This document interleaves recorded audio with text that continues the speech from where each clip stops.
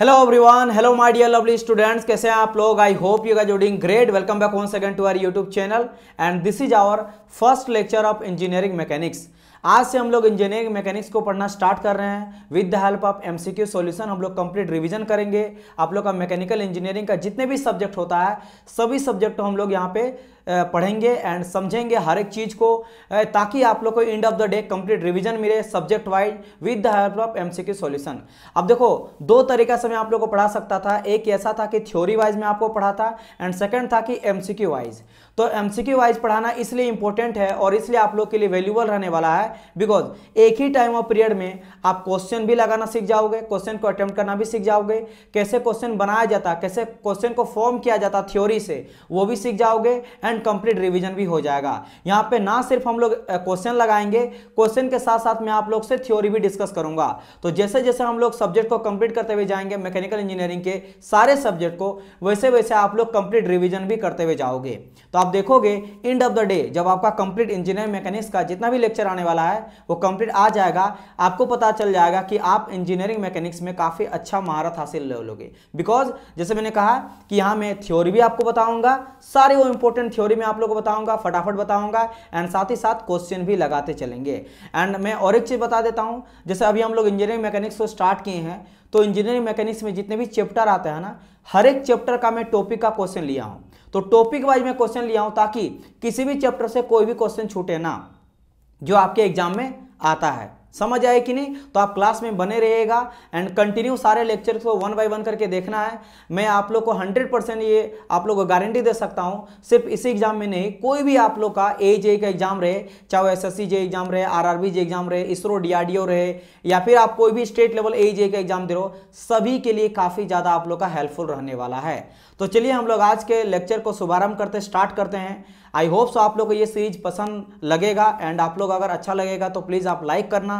सबसे पहली बात, सभी जितने भी क्वेश्चन लिया गया है टॉपिक वाइज और काफी मेहनत से काफी अच्छा कलेक्शन आप लोग को देखने को मिलेगा, क्योंकि आप लोग, मैं पहले आप लोग को बता दिया कि हम लोग यहाँ पे क्या कर रहे हैं, ऐसा क्वेश्चन को पिकअप किया गया ताकि कंप्लीट रिवीजन मिले सब्जेक्ट वाइज, राइट। तो इसीलिए हर एक टॉपिक वाइज में क्वेश्चन यहाँ पे लिया हूँ, रेंडमली क्वेश्चन नहीं लिया हूँ कि भाई स्टार्ट करेंगे फोर्स से डायरेक्ट चल जाएंगे फ्रिक्शन में, फिर जाएंगे भाई moment of inertia, centre of gravity, ऐसा नहीं। आप लोग को चैप्टर वाइज सारे क्वेश्चन को सोल्यूशन कराया जाएगा, राइट। तो चलिए लेक्चर को स्टार्ट करते हैं। तो फर्स्ट क्वेश्चन यहाँ पे आप लोग देखिएगा एंड हाँ, और एक चीज, पीडीएफ से रिलेटेड कोई बच्चा अगर कमेंट करेगा, मैं पहले बता देता हूं, इसका पीडीएफ आपको टेलीग्राम ग्रुप में मिल जाएगा। आप टेलीग्राम ग्रुप को ज्वाइन कर जाइएगा।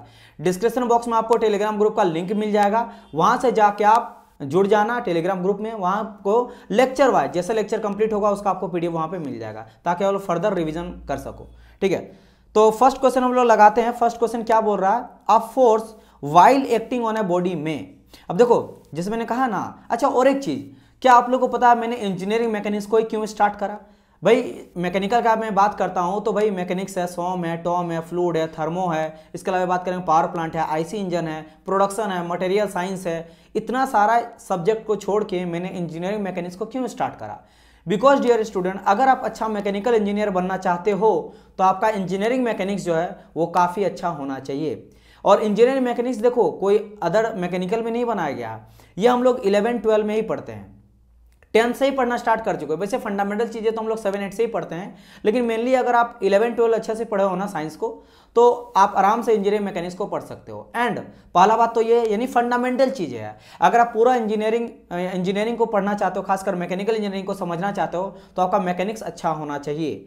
एंड अगर मैं बात करता हूँ कि सर और एक क्या लॉजिक है, दूसरा लॉजिक क्या है कि जो 3 सब्जेक्ट मेनली जो मेन सब्जेक्ट है ना, जो कि एप्लीकेशन बेस्ड सब्जेक्ट है, जिसमें आ जाता है सोम, टॉम एंड फ्लूइड, ये तीनों मैकेनिक्स से ही निकला है।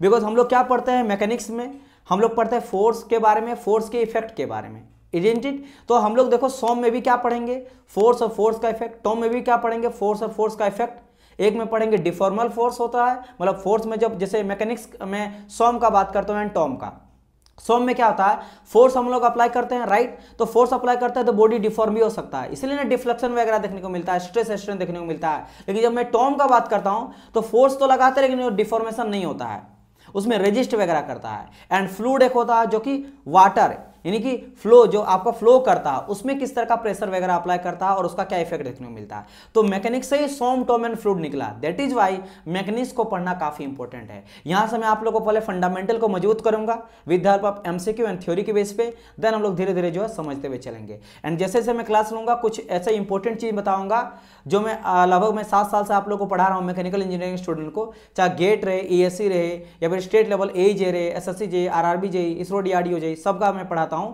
तो क्या एक्सपीरियंस मिला, कितना स्टूडेंट जो एग्जाम देता है एजे के एग्जाम, उससे के बाद जो फीडबैक लड़का मुझे देता कि मैंने ये गलती करा, वो गलती करा, अगर से मैंने ये नहीं करा होता तो आज मैं क्वालिफाई हो जाता, तो वो मैं बीच बीच में बताते चलूंगा, उसको भी आप लोग ध्यान में लेना। बिकॉज पढ़ाना ही इंपॉर्टेंट नहीं, और एक टीचर का काम सिर्फ पढ़ाना ही नहीं है और सभी चीज़ों को बताना, ताकि वो आप गलती ना करो और जब टाइम वेस्ट हो जाए फिर आप रियलाइज करोगे गलतियां का, उससे बेटर मैं आपको पहले बता दूंगा ताकि उस गलती से आप बचोगे एंड अच्छी तरह से प्रिपरेशन करके कम टाइम में आप लोग जॉब निकालोगे, राइट। तो चलिए हम लोग आज के लेक्चर को फटाफट स्टार्ट करते हैं, जैसे मैंने पहले कर दिया था लेकिन बीच में थोड़ा सा आप लोग से बात करना था। चलिए फर्स्ट क्वेश्चन आज का हम लोग देखते हैं, a force while acting on a body में। पहली बात तो सर जी फोर्स क्या होता है, देखो फोर्स क्या होता है कि फोर्स को हम लोग डिफाइन कर सकते हैं कि फोर्स एक ऐसा कंपोनेंट है जो प्रोड्यूस कर सकता है और टेंस टू प्रोड्यूस कर सकता है मोशन को।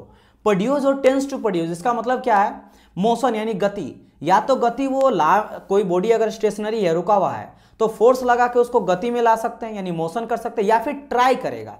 जरूरी नहीं कि आप फोर्स लगा किसी चीज को स्टैटिक से मोशन में ले आओगे, आप ट्राई जरूर कर सकते हो। लेट सपोज आप एक वॉल है, बड़ा सा दीवार है, उसको आप धक्का लगा रहे हो, क्या आप एक इंसान धक्का लगा के उस दीवार को मोशन में ला सकता है? नहीं ला सकता। या फिर कोई लोहा का, आयरन का लगा हुआ 5-7 किलो का चीज है, आप उसको धक्का लगा के मूव कर सकते हो? नहीं कर सकते। लेकिन हाँ, उसके अंदर इंटरनली कुछ ना कुछ तो उसका इफेक्ट देखने को मिला, यानी कि वहां पे टेंस टू किए, समझ आया कि नहीं। तो इसीलिए कहा जाता है कि force may be define as an agent which produce or tends to produce motion, और मैं बोल सकता हूं डिस्ट्रॉय और टेंस टू डिस्ट्रॉय मोशन। भाई देखो, एक मोशन को वो ला भी सकता है या फिर ट्राई भी कर सकता है, और डिस्ट्रॉय मतलब रोक सकता है। कोई बॉडी अगर जैसे एक फुटबॉल आ रहा है, आप उसको रोक भी सकते हो मोशन को, या रोक नहीं सकते हो लेकिन ट्राई जरूर कर सकते हो। जैसे ट्रेन का आगे आ जाओ, आपके आने से ट्रेन रुकने वाली तो है नहीं, लेकिन आप में कुछ ना कुछ तो फोर्स है, आपने ट्राई करा, तो वो या तो भाई रोक सकता है, यानी कि या तो वो मोशन ला सकता है या फिर मोशन को रोक सकता है, या ट्राई कर सकता है, दोनों में वाइस वर्सा, राइट। तो यहां पे ये बोल रहा है कि फोर्स जो होता है while acting in a body, जब किसी बॉडी में एक्ट किया जाता है, मतलब जब मैं फोर्स लगा रहा हूं तो मैं चेंज इस मोशन। अब मैं मान लो किसी, जैसे मान लो ये मेरा है एक पेंसिल रखा हुआ है, ठीक है, अब मैं यहाँ पे फोर्स लगाए तो देखो ये मोशन कर रहा है, मूव कर रहा है, राइट। तो कह रहा कि चेंज इट्स मोशन, बिल्कुल कर सकता है भाई, आगे बढ़ा जाए। बी नंबर क्या है, balance the force already acting on it. मान लो कोई एक बॉडी है, इसमें ऑलरेडी 12 किलो न्यूटन का यहाँ से मैं फोर्स लगा रहा, अब ये मूव कर रहा है ना, मूव कर रहा है, तो पहले से ही अगर इसमें फोर्स लगा हुआ है, तो क्या मैं इधर से फोर्स लगा के, कुछ भी फोर्स लगा, मुझे नहीं पता XYZ लगा के, क्या इसको मैं बैलेंस कर सकता हूँ, यानी इक्विलिब्रियम कंडीशन में ला सकता हूँ? बिल्कुल। कितना? 10 ही लगा देंगे। अगर मैं 10 लगा दूं, रिजल्टेंट क्या था, दोनों को जोड़ेंगे, दोनों ऑपोजिट डायरेक्शन में जा रहा है, 10 - 10 क्या हो जाएगा, 0 हो जाएगा, इट मीन्स यहाँ पे बैलेंस हो गया, बिल्कुल कर सकते हैं। सी नंबर में कह रहा है give rise the internal stress. अब मान लो दोनों तरफ से आप कंप्रेस कर रहे हो, ऑब्वियसली बात है कुछ ना कुछ उसका शेप एंड साइज चेंज होगा। चेंज क्यों हुआ? क्योंकि उसका इंटरनली स्ट्रेस जनरेट हो रहा है, स्ट्रेस एंड स्ट्रेन में पढ़ेंगे, बिल्कुल होता है। तो यानी सी भी सही है, यानी कि कहने का मतलब क्या है कि इसका करेक्ट आंसर क्या हो जाएगा, D will be your correct answer for this question, all of this हो जाएगा करेक्ट आंसर। समझ आया कि नहीं?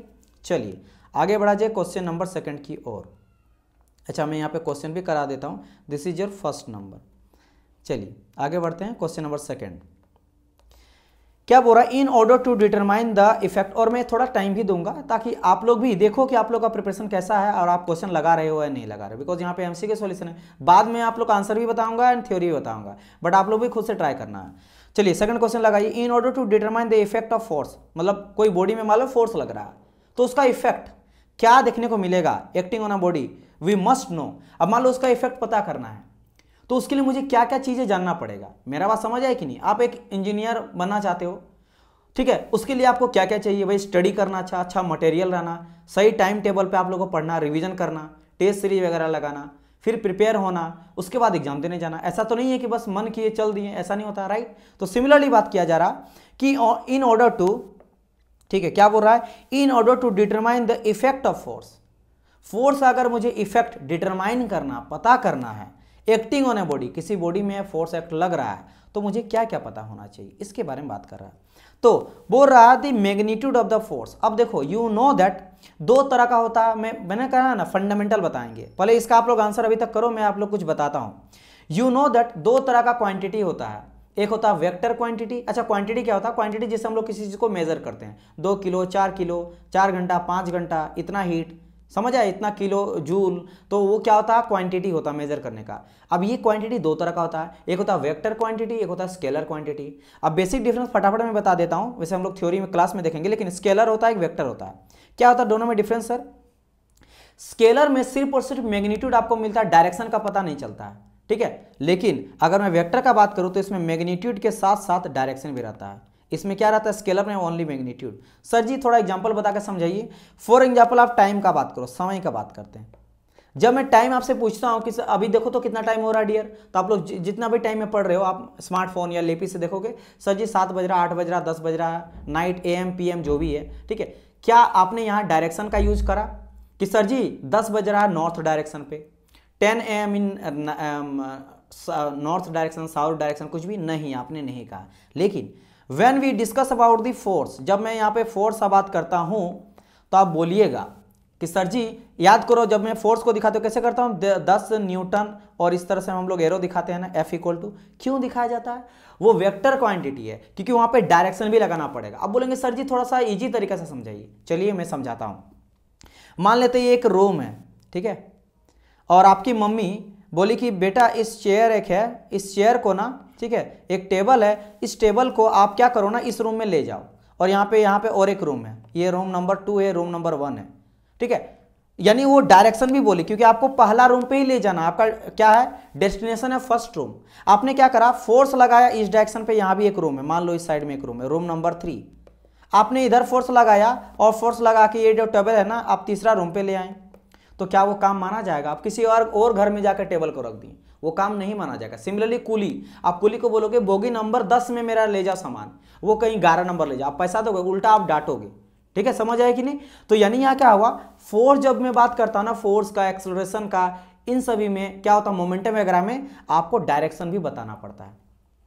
अब भाई कोई चीज है आपको मूव कराना, किधर मूव कराना? पुल या पुश करते हो, एक रस्सी लेके आप उसको खींचना है, तो आप देखो ना, आपने फोर्स पहले बता दिया ना कि मुझे इस डायरेक्शन में मूव करना है, जिधर मैं एरो दिखा रहा हूं इस तरह मूव करना है, तो वहां पे आप डायरेक्शन भी बता रहे हैं मैग्नीट्यूड के साथ साथ। मैग्नीट्यूड मतलब इसका जितना वजन है, मान लो ये 10 किलो का है, तो ये 10 किलो क्या होगा? इसका मैग्नीट्यूड हो गया, और किस डायरेक्शन में जा रहा है वो डायरेक्शन हो गया, तो that is called your vector quantity. Now मैंने इतना क्यों समझाया महाभारत समझाने के पीछे ये लॉजिक था कि आप ऑप्शन नंबर ए चेक करो। ऑप्शन नंबर ए में क्या बोल रहा है कि मैग्नीट्यूड ऑफ द फोर्स, क्या मुझे मैग्नीट्यूड का जरूरत पड़ेगा? ऑब्वियसली पड़ेगा, चाहे स्केलर रहे या वेक्टर रहे, ये तो वेक्टर है ना फोर्स, तब तो जरूरत पड़ेगा ही पड़ेगा, राइट। चलिए, यानी ए करेक्ट आंसर हो सकता है। इसको मुझे पता करना पड़ेगा, अगर मुझे ये पता करना है कि कितना फोर्स लग रहा है उस बॉडी में। B number, line of the action of the force. भाई लाइन ऑफ द एक्शन करने मतलब डायरेक्शन का बात किया जा रहा है। लाइन ऑफ द एक्शन का मतलब क्या बोल रहा है कि भाई because it's a vector quantity, you know that if force is a vector quantity, that's why it's need magnitude as well as direction. So by line of the action of the force, it means it's trail about the direction, तो direction का जरूरत पड़ेगा। Obviously B will be the answer। आगे बढ़ते हैं, सी number check करते हैं। Nature of the force, it means भाई आप किधर पुल कर रहे हो, पुश कर रहे हो, आप धक्का रहे हो या खींच रहे हो, उसमें भी डिपेंड करता ना किस डायरेक्शन में जाएगा। तो बिल्कुल ये भी मेरा इंपॉर्टेंट है, तब जाके मुझे पता चलेगा कहां जा रहा, कितना जा रहा, समझ आया। It means what we understand that it's need all of this. इसके लिए मुझे क्या चाहिए? सभी का सभी जो है वो जरूरत यहां पे पड़ रहा है। तो correct answer will be your D, यानी इसका करेक्ट आंसर क्या हो जाएगा? तीनों का तीनों यहां पे करेक्ट आंसर हो जाएगा, यानी कि ऑल ऑफ दिस हो जाएगा इसका correct answer. Got it my point और नॉट? आई होप सो आप लोग समझ गए होंगे क्या मैं बताने का ट्राई कर रहा हूं। देखो यहाँ पे जो है ना, एक क्वेश्चन में मैं 10 क्वेश्चन आप लोगों को बताऊंगा, या मैंने vector quantity, scalar quantity, example बताया है ना, इन सभी चीजों के बारे में आपको समझा रहा हूं। तो आप कभी भी कंपेयर मत करना मेरे क्लास से कि आपने एक क्वेश्चन बताया 10 क्वेश्चन। मैं एक क्लास में 100 क्वेश्चन 200 क्वेश्चन भी बना सकता हूं, लेकिन इंपॉर्टेंट वो नहीं है। बच्चा तो आप रट भी सकते हो ना, अगर आप मेरा क्लास देख रहे हो। क्लास क्यों देख रहे हो? बिकॉज आपको जॉब निकालना है, ठीक है। तो आप इस चीज को ध्यान रखना, यहाँ पे ये मत समझना कि क्लास बढ़ा जा रहा है, क्वेश्चन बहुत ही कम करा रहे हैं। इंपॉर्टेंट है कि मैं 10 क्वेश्चन की जगह में 10 क्वेश्चन में थ्योरी इतना बता दूं कि वो 100 क्वेश्चन के बराबर हो जाएगा। ऐसा ना करो कि मैं फटाफट पार करते चलो, हाँ रैपिड फायर में कराऊंगा, ठीक है, रैपिड फायर में कराऊंगा, इंजीनियरिंग मैकेनिक्स से कंप्लीट हो जाएगा ना, तो मैं एक ही क्लास में 400-500 क्वेश्चन करा दूंगा फटाफट, वो अलग है। लेकिन अभी हम लोग को समझ रहे हैं, रिवीजन कर रहे हैं, तो आप लोग को थ्योरी भी बताते चलूंगा। ठीक है, चलिए, तो आप लोग को टाइम दे के समझना है। चलिए back to the next question. 1 kg of force is equal to, अब देखो यहाँ पे आप देखोगे 1 kg ऑफ फोर्स का बात किया जा रहा है। सर जी KGF, ये जो केजी फोर्स है ना, इसको KGF बोलते हैं, इन शॉर्ट KGF बोलेंगे। सर जी KGF न्यूटन हम लोग जानते हैं फोर्स का unit, you know that force का SI यूनिट क्या हो जाता है, न्यूटन होता है। SI यूनिट हो जाता है मेरा न्यूटन, SI यूनिट क्या होता है मेरा, न्यूटन। लेकिन सर जी यहाँ पे न्यूटन का बात नहीं करा, KGF का बात करा। तो डियर स्टूडेंट, KGF भी मेरा एक तरह का यूनिट ही होता है। याद मैंने क्या कहा, ये this is also an unit, this is also a unit of force. लेकिन क्या ये मेरा SI यूनिट होता है, no, it's not a SI unit. तो भाई क्या है ये मेरा MKS यूनिट है, MKS यूनिट। आपको पता होना चाहिए 3 तरह का यूनिट होता है, MKS होता है, आपका CGS होता है, FPS होता है। ठीक है, इसी में से एक SI यूनिट बनाया गया था ताकि इंटरनेशनल यूनिट ऑफ सिस्टम में, ताकि वो हर जगह पे, भाई दुनिया में हर जगह कोई भाई FPS यूज करता था, कोई आपका MKS यूज करता था, कोई CGS यूज करता था। 3 तरह का होता है, MKS होता है, CGS होता है, FPS होता है। तो भाई बड़ा कंफ्यूजन था, हम यहाँ पे मीटर में मेजर कर रहे हैं, कोई वहाँ पे जाकर सेंटीमीटर में मेजर कर रहा है, कोई फुट में मेजर कर रहा है। तो ये सभी चीज़ को झंझट को हटाने के लिए एक मीटिंग बैठाया गया, काउंसिल बैठाया गया और पूरा बोला गया कि इंटरनेशनली एक सिस्टम को माना जाए तो SI यूनिट। हाँ, SI यूनिट किससे लिया गया, तो MKS से उठाया गया। ठीक है, MKS से। M फॉर क्या हो जाता है, मीटर लेंथ के लिए, K फॉर KG आपका वेट के लिए, and S for second time के लिए। तो SI यूनिट, तो SI यूनिट मेरा क्या है, न्यूटन है, एंड KGF क्या है, MKS यूनिट है। अब बारी आता है सर जी इन दोनों में बड़ा कौन है, ये तो समझ गए सर, दोनों का दोनों मेरा यूनिट होता है, KGF भी है, न्यूटन भी। तो डियर स्टूडेंट, मेरे यहाँ पे जो बिगर यूनिट है ना वो KGF है। KGF is a bigger unit of Newton, Newton का बड़ा, जैसे हम लोग बोलते हैं ना सेंटीमीटर से बड़ा है क्या मेरा, आ जाता है मेरा मीटर, या mm बड़ा या मीटर बड़ा, मीटर बड़ा है, mm बहुत छोटा है। जब हम लोग बोले ग्राम, फिर ग्राम से जाते हैं हम लोग KG की ओर, समझ आया कि नहीं, 1000 ग्राम बराबर 1 kg। सिमिलरली ग्राम छोटा, KG बड़ा, तो मेरा न्यूटन जो है ना वो छोटा होता है, this is a small unit, small unit of force. लेकिन ये मेरा बिगर यूनिट है, बिगर यूनिट है। अब बारी आता सर कितना, तो ऑलमोस्ट 10 गुना के बराबर होता है। मतलब अगर मैं 10 गुना अप्रोक्स में बात कर रहा हूं, अप्रोक्स ये याद रखने के लिए मैं बोल रहा हूं, अप्रोक्स अगर 10 गुना न्यूटन होगा तब जाके 1 KGF होता है। एक्चुअल में करेक्ट अगर बात करो तो 9.8 न्यूटन के बराबर होता है 1 KGF। इसलिए इसका करेक्ट आंसर क्या हो जाएगा, C will be your correct answer for this question. तो आप लोग को ये माइंड करना है, इसको minded that KGF is also unit of force, लेकिन which type of unit, MKS unit. Got in my point और नॉट। चलिए आई होप सो आप लोग ये चीज को समझ गए होंगे। आगे बढ़ा जाए नेक्स्ट क्वेश्चन की ओर, move to the next question. अच्छा, ये क्वेश्चन नंबर कितना था, दिस इज क्वेश्चन नंबर 3। चलिए आगे बढ़ा जाए क्वेश्चन नंबर 4 की ओर। क्या बोल रहा है, okay, the resultant force is a single force which produce the same effect at produce by all of the given forces acting on a body. बिल्कुल सही बात है।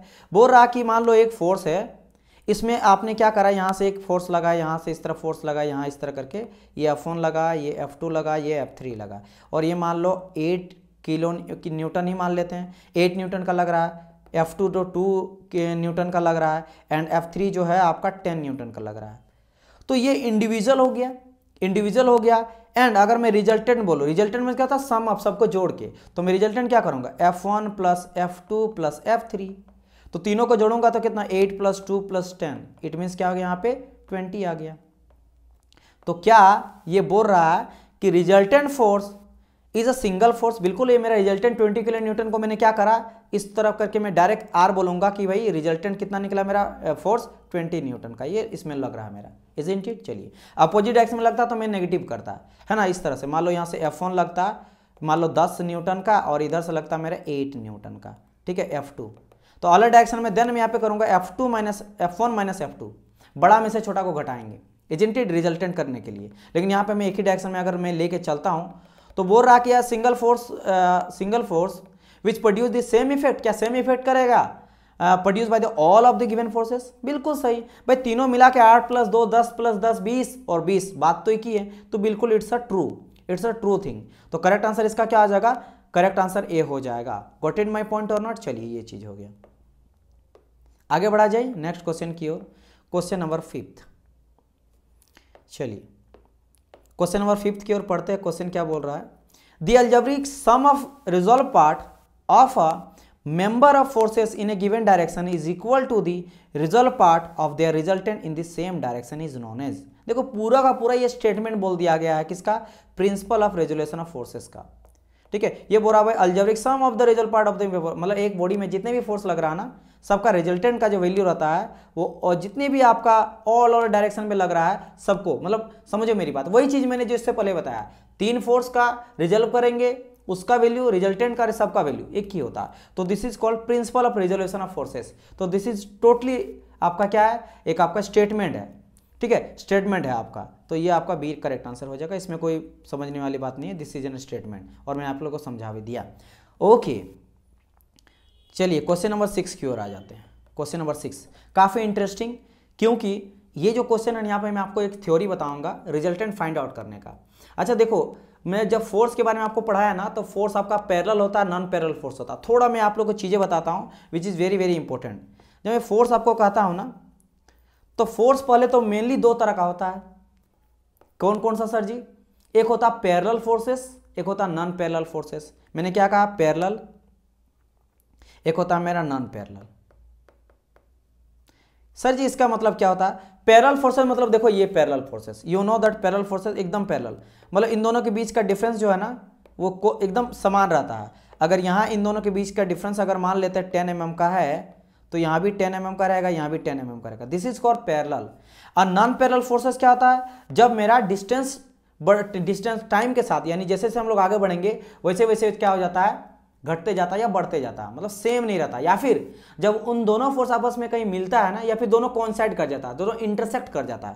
जैसे एग्जांपल के तौर पे ये रहा, ये F1 फोर्स है, ठीक है, और ये F2 फोर्स है, तो इसको मैं क्या पैरेलल बोलूंगा, नहीं बोलूंगा। वाई, क्योंकि ये कहीं ना जाके इंटरसेक्ट कर जाएगा। देखो ये इस तरह करके बढ़ाएंगे, ये जाके एक जगह इंटरसेक्ट कर गया, पहला तरीका। दूसरा बोल सकते हो उसके बीच में हमेशा कुछ ना कुछ एंगल रहेगा। तीसरा तरीका क्या है कि जैसे जैसे हम लोग बढ़ेंगे, इसका डिस्टेंस अगर यहाँ 10 mm है ना, यहाँ जाके 20 हो जाएगा, ये जरा आगे जाएगा 30 हो जाएगा, और ये जाते रहेगा, इनफाइनाइट तक बढ़ते रहेगा। तो ये पैरेलल नॉन पैरेलल हो गया। अच्छा ठीक है, लेकिन जब मैं रिजल्टेंट का बात करूंगा, रिजल्टेंट फाइंड आउट करना, तो पैरेलल फोर्सेस का रिजल्टेंट फाइंड करना बहुत ईजी रहता है। जैसे कि पैरेलल मान लो F1 मेरा 10 न्यूटन का है, दूसरा मेरा 20 न्यूटन का है, तो आप अगर रिजल्टेंट फाइंड आउट करो, रिजल्टेंट मतलब सम, जोड़ देना। आपके घर में 4 आदमी हैं, चारों पैसा कमाते हैं, जॉब करते हैं, रिजल्टेंट बोलेंगे भाई आपका पूरा फैमिली का इनकम क्या है, तो आपने क्या बोला करा कि भाई 4 आदमी है ना, तो मान लीजिए कि 2 भाई आपका एंड मदर, आपकी माता एंड पिता, तो आपने कहा कि भाई एक आदमी 50 कमाता है और एक 50 शेयर कमाता है और 20 कमाता है, तो आपने दोनों को जोड़ा, सबको जोड़ के बोला 1 लाख एंड आपका कितना हो जा रहा है 1,40,000, 20 करके 40 बोल दिया, जो रिजल्टेंट वही जोड़ के बोल दिया, समझ आए। तो यहाँ पे क्या करूँगा, F1 + F2 कर दिया, तो यहाँ पे क्या हो गया 10 + 20 यानी कि 30 न्यूटन, बस हो गया, दैट्स इट। ये हो गया क्या, जब एक डायरेक्शन में जा रहा है, समझ आया कि नहीं। लेकिन जब मेरा ऑपोजिट डायरेक्शन में जा रहा है, तो पैरेलल का ही बात करो, लेकिन ऑपोजिट डायरेक्शन में, जैसे कि F1 मेरा इधर जा रहा है 10 न्यूटन एंड F2 मेरा इस डायरेक्शन में जा रहा है, F2 = 20 न्यूटन इस डायरेक्शन में जा रहा है। इस केस में क्या करोगे, कुछ नहीं, आप नेगेटिव कर दोगे, क्योंकि अलग अलग डायरेक्शन है ना। तो यहाँ पे रिजल्टेंट फाइंड आउट करने के पीछे कैसे लॉजिक लगाओगे, भाई बड़ा कौन सा है, F2 बड़ा है, तो आप करोगे F2 - F1 माने कि 20 - 10 = 10 न्यूटन। तो ये बड़ा इजी हो जाता है। किसका मैं बात कर रहा था, ये तो मैंने पैरेलल का बात करा। लेकिन अगर आप नॉन पैरेलल को फाइंड आउट करोगे ना, नॉन पैरेलल का रिजल्टेंट, तो बड़ा डिफिकल्ट होता है, बिकॉज यहाँ पे मैं डायरेक्ट जोड़ नहीं सकता हूँ F1 एंड F2, क्योंकि एंगल के साथ साथ उसका वैल्यू भी बढ़ते जाता है। तो यहाँ पे हम लोग क्या करेंगे, अलग अलग लॉज का यूज करते हैं। क्या करते हैं हम लोग, अलग अलग लॉ का यूज करते हैं। तो अब मैं जो बताने वाला हूँ ना फाइंड आउट करने का, रिजल्ट फाइंड आउट करने का, वो किस तरह का फोर्सेस का मैं बात करूंगा, वो मैं सभी का सभी बात करूंगा आप लोग का non parallel forces. Got it. चलिए डिस्कस करते हैं। तो मेनली जो है ना हम लोग 3 लॉ का यूज करते हैं, तीनों को मैं फटाफट बता देता हूं। कैसा भाई, क्या फाइंड आउट करने के लिए, रिजल्टेंट, और किस तरह का फोर्सेस के लिए, नॉन पैरेलल। और ये आपको घुमा घुमा के क्वेश्चन पूछता है, 100% इससे क्वेश्चन रहता है। देखो अब समझो, पहला कौन सा लॉ होता है, एक होता है मेरा पैरेललोग्राम लॉ ऑफ फोर्सेस, ठीक है, पैरेललोग्राम लॉ ऑफ फोर्सेस। दूसरा मेरा क्या होता है, triangle law of forces, triangle law of forces. तीसरा मेरा क्या हो जाता है, polygon, polygon law of forces. इसके बाद लेमिस थ्योरम भी आता है, उससे भी हम लोग रिजल्टेंट फाइंड आउट करते हैं, ठीक है, और भी आता है, लेकिन मेनली ये तीन को लिया जाता है। अब समझो, फटाफट मैं बताता हूं तीनों में करते क्या है। पैरेललोग्राम लॉ ऑफ फोर्सेस में क्या करते हैं ना कि दो फोर्स का, और एक चीज, ये तीनों जो है ना, तीनों खासकर ये पहला एंड दूसरा, ये दोनों जो है दो फोर्स का रिजल्टेंट फाइंड आउट करता है, तीसरा जो रहता है वो रिजल्टेंट बताता है। एंड पॉलीगन में क्या होता है, दो या दो से ज्यादा फोर्स का रिजल्टेंट फाइंड आउट करते हैं। पोली मतलब ढेर सारा, और ट्रायंगल मतलब तीन, जिसमें एक रिजल्टेंट मेरा रहता है, दो मेरा फोर्सेस रहता है। एंड अगर बात करें पैरेललोग्राम तो क्या होता है कि पैरेललोग्राम, अब पहला वाला का बात करते हैं, तो क्या करते हैं पैरेललोग्राम में मेरा दो फोर्स रहता है, जैसे कि ये मेरा एक P रहा और एक मेरा Q रहा, दो फोर्स है। अब इसको क्या करते हैं ना हम लोग, चूंकि ये बोला क्या क्या पैरेललोग्राम लॉ ऑफ फोर्सेस, तो इसको मैं पैरेललोग्राम बना देता हूं। आप लोगों को पता है पैरेललोग्राम का कैसा रहता है, कुछ इस तरह से रहता है। एक सेकंड, जस्ट अ मिनट, ये मैंने यहाँ पे पैरेललोग्राम ऐसे ड्रॉ कर दिया, पैरेललोग्राम ड्रॉ कर दिया, तो इसका जो डायगोनल होता है ना वो मेरा रिजल्टेंट देता है। डायगोनल क्या देता है, रिजल्टेंट। और दो आपका जो दोनों फोर्सेस है ना वो साइड्स बन जाता है पैरेललोग्राम का। ये एक साइड हो गया P1 मान लो एक फोर्स है, और Q1 मेरा दूसरा फोर्स है, तो दोनों साइड्स मेरा फोर्स हो गया, और जो डायगोनल होता है वो रिजल्टेंट देता है। क्या देता है, रिजल्टेंट। और एक चीज, इन दोनों फोर्सेस के बीच का जो एंगल रहता है ना, जैसे ये मेरा P था और ये एक एंगल में है, 90 डिग्री मत समझना, ये मेरा P एंड Q के बीच में 90 डिग्री मत समझना, ठीक है, ये 90 डिग्री नहीं है, लेते हैं बात अलग है, लेकिन फिलहाल अभी समझो 90 डिग्री नहीं है, क्योंकि भाई ऑब्वियसली बात हम लोग किसका बात कर रहे हैं, नॉन पैरेलल फोर्सेस का, और नॉन पैरेलल कभी भी 90 डिग्री में होगा नहीं, ठीक है, वो कुछ ना कुछ एंगल हाँ होगा, हो सकता है, लेकिन फिलहाल अभी नहीं बात कर रहे हैं, होगा, क्योंकि भाई बात है नॉन पैरेलल, एक दूसरे को कट कर सकता है, तो 90 भी रहेगा, फिर भी ये तो कट कर ही रहा ना एक दूसरे को, हो सकता है, बिल्कुल हो सकता है। फिलहाल अभी हम लोग नहीं बात कर रहे, मैं आपको बताऊंगा, डोंट वरी। तो मैं ये कह रहा था कि ये मेरा रहा P एंड यहां में एक गया Q। अब समझना, इन दोनों के बीच का जो एंगल रहता है ना उसको हम लोग थीटा लेके चलेंगे। क्या लेके चलेंगे, थीटा। तो थीटा क्या है, theta is the angle between the two forces. लेकिन जब मैं इसको पैरेललोग्राम बना देता हूं, ऐसे करके पैरेललोग्राम बना दिया है ना, और जब मेरा यहाँ पे रिजल्टेंट दिया, इसका डायगोनल मेरा क्या देता है, एक सेकंड ब्लैक कलर से मैं रिजल्टेंट बताता हूं। ये रिजल्टेंट मेरा, रिजल्टेंट मतलब P एंड Q का रिजल्टेंट, ये पैरेलल नहीं है कि दोनों को जोड़ दिया P प्लस Q, नहीं, यहाँ पे R मेरा देगा। एंड जो रिजल्टेंट होता है वो जो एंगल बनाता है मेरा हॉरिजॉन्टल फोर्स के साथ, उसको हम लोग लेंगे अल्फा से। तो यहाँ दो एंगल आ जाता है, थीटा एंड अल्फा। थीटा क्या होता है, theta is the angle between two forces, two forces. कौन सा forces, P and Q। And अगर बात करेंगे अल्फा क्या है, this is angle between the resultant R, resultant and Q force. ये चीज समझ आया कि नहीं, बहुत इंपॉर्टेंट है अभी जो मैं बताने वाला हूं। अच्छा सर जी, ऐसा क्यों दो एंगल लिए?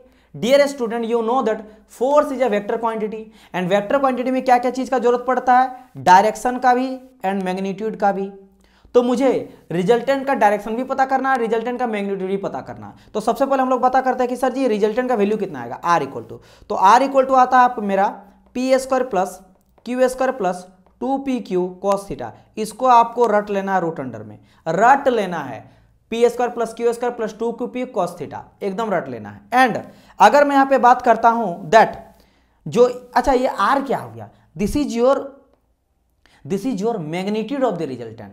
ये क्या है, मैग्नीट्यूड ऑफ रिजल्टेंट।